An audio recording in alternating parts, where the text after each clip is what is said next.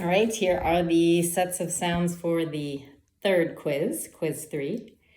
And this will be finishing up all the sounds and all the phonemes in English, basically.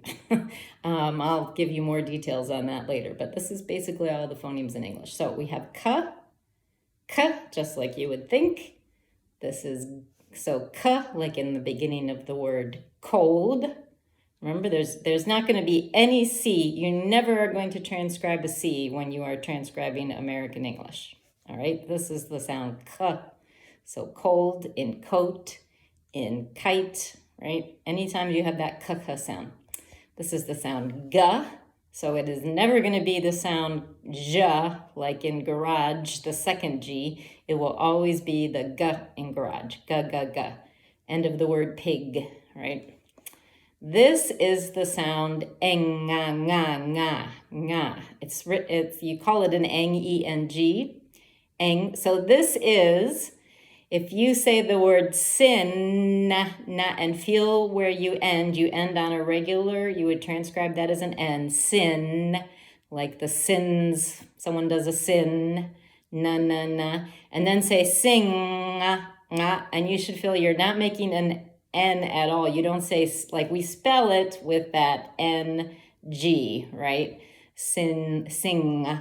But we don't say singa, right? We don't make an N and a G. This is another of those digraphemes. So the grapheme, the letter is like an N and a G put together, but that's really just one sound. When you say sing, nga, nga, nga, nga. So kind of practice to hear, say the word sin and feel your tip of your tongue is making that na, and then say sing, and keep trying to repeat that sound at the end, and you'll see it's the back of your tongue. You're saying nga.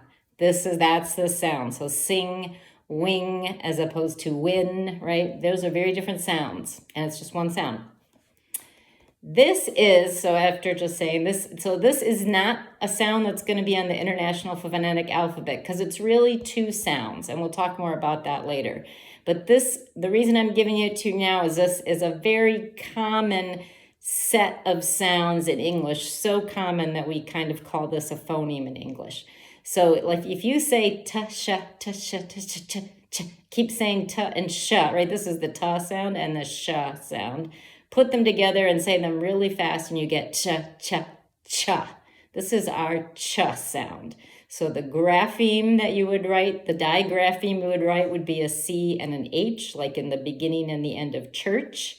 But this is what you would write for that phonetically. This is kind of two sounds put together, cha. All right. Same here. This is two sounds put together that you've already have. It's the da and the ja. So da, ja, ja, and you get a ja. So this is the sound ja. And again, it's really kind of two sounds put together very quickly. So we use it so often in English for ja, beginning of the word jump, judge at the beginning and the end, right? So this is ja. All right, the grapheme for that is what we think of as a J, the letter J. So those are and there's going to be one other consonant you learn, but we're going to move to vowels now. This is the vowel and this is the vowel And so these are going to sound pretty much identical to your ears, but this is the sound when you make it unstressed. So when you say the word away, about, that at the beginning, away, about.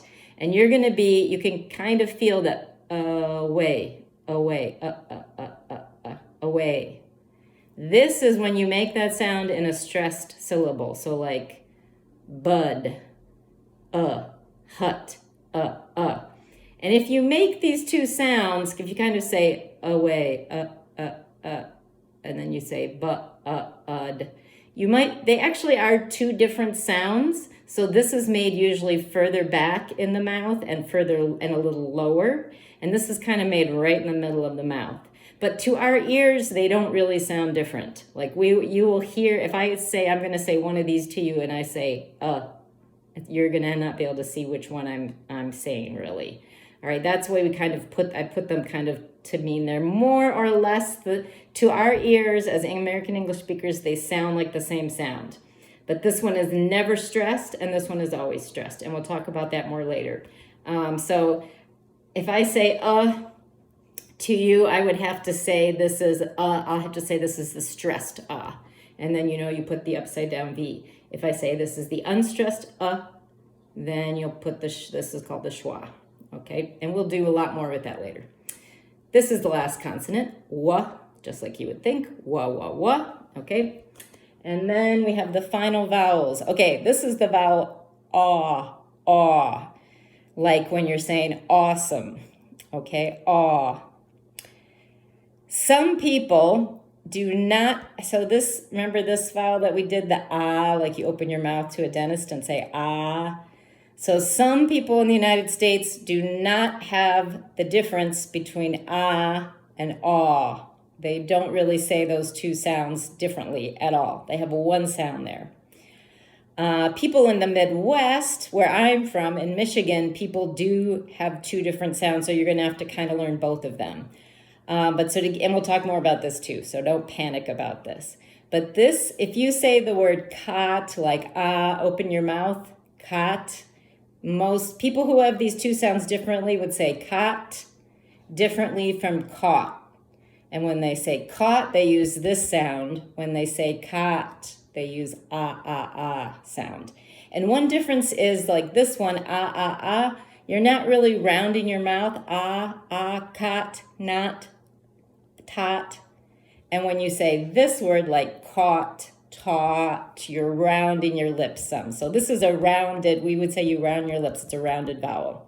All right, don't worry too much if you don't quite get it. We'll be doing more with that. This is the one I've been mentioning that I don't want you to do just this. And this is the oo. You already did oo. This is nothing because I don't know what it is. It has to be one of these two in English. So it's either oo. This is the vowel in a word like hood, or could,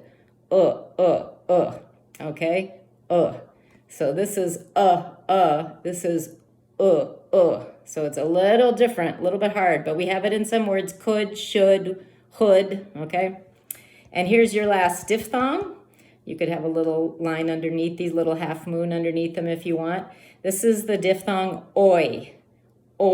So like in boy, toy, soy, oi, that oi sound. And you can feel it's kind of, if you say oi, you're moving your tongue. It's two different sounds, but we kind of put them right together, so it's called a diphthong. Do not do this. Once again, this is wrong, right? Because you have that small I. So this is oi. All right.